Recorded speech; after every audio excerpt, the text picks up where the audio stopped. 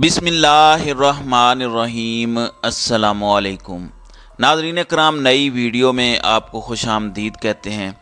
पाकिस्तान ये जानना चाह रहा था कि अज़हर मशवानी को 8 दिन किन नामालूम अफराद ने पकड़ा, जो मजिस्ट्रेट के सामने अज़हर मशवानी ने आज स्टेटमेंट दी है। इतना चौंका देने वाला बयान है कि कैसे पाकिस्तान के अंदर नामालूम अफराद आते हैं, गिरफ्तार करते हैं, पकड़ कर ले जाते हैं और उसके बाद क्या हशर होता है। ज़रा सुनते जाइएगा मशवानी ने क्या कहा और कैसे उनको उठा कर ले गए, और पूछते रहे कि बताओ ये जो सोशल मीडिया पर ट्रेंड्स चल रहे होते हैं ये कैसे चलते हैं और क्या मामला हुआ। ये ज़रा सुनिएगा दिल थाम के कि किस तरह इन्होंने बातचीत की और क्या मामला हुआ। कल इमरान खान ने ये बात कही थी, उन्होंने कहा कि मुझे अच्छी तरह पता है कि कौन सी एजेंसी अज़हर मशवानी को उठा कर लेकर गई थी और क्या मामला कर रहे थे। यानी उन्होंने क्लियरली कहा कि मुझे एक एक चीज़ की खबर है। कोई ये समझ रहा है कि मुझे पता नहीं है तो समझ ले कि हम सब जानते हैं। अब मशवानी से पूछा गया है कि क्या मामला हुआ, तो ये ज़रा सुनते जाएं। अज़हर मशवानी कहते हैं कि जो 23 मार्च बरोज़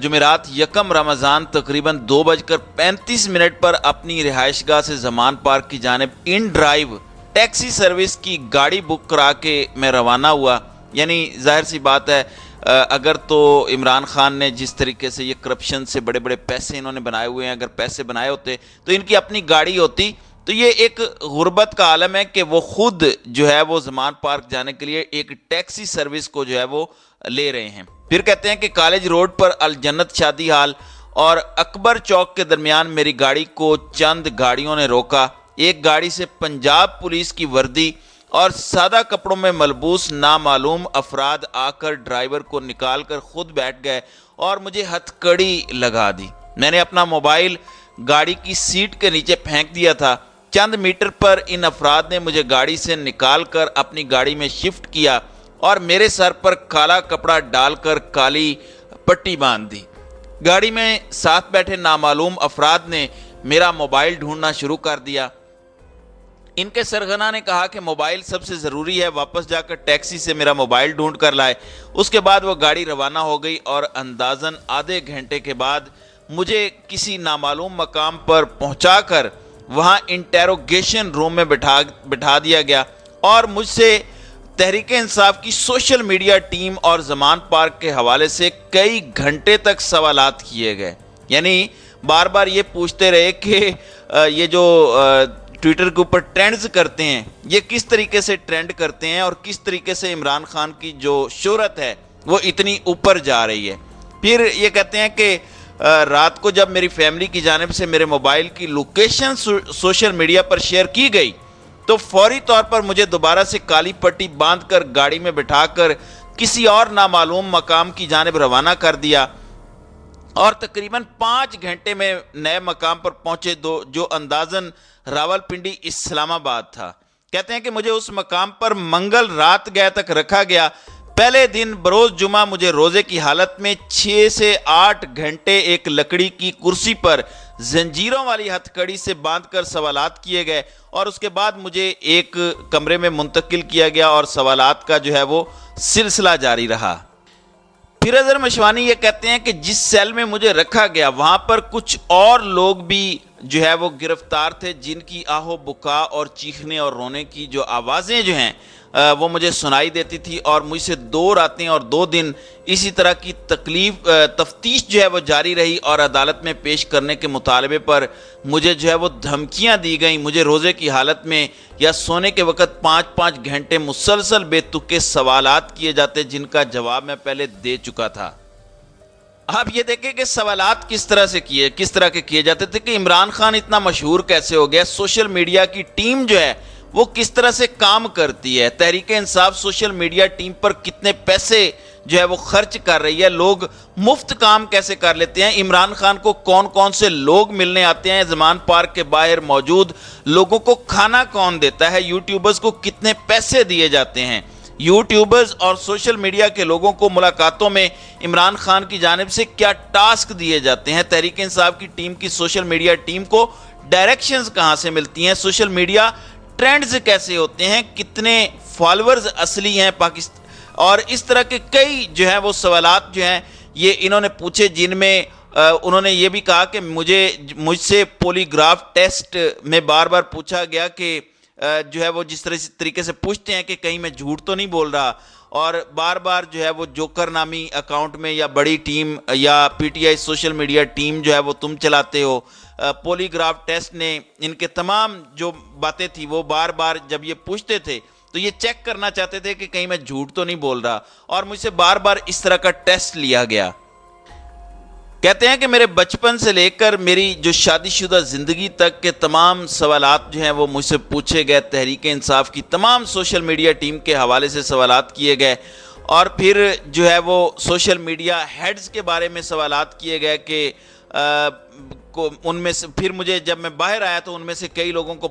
ان کے بارے میں مجھے پتہ چلا کہ جن لوگوں کے میں نے نام لیے تھے ان میں سے اکثر کو انہوں نے اغوا کر کے اٹھا لیا تھا، اور کئیوں کے گھروں پر چھاپے مارے تھے اور ان کے فیملی ممبرز کو اٹھا لیا گیا تھا. کراچی سے تعلق رکھنے والے سوشل میڈیا کارکنان کی رٹ جو ہے وہ آپ کو پتہ ہے کہ سندھ ہائی کورٹ میں 6 اپریل کو جو ہے وہ لگائی ہوئی ہے. اور وہ کہتے تھے کہ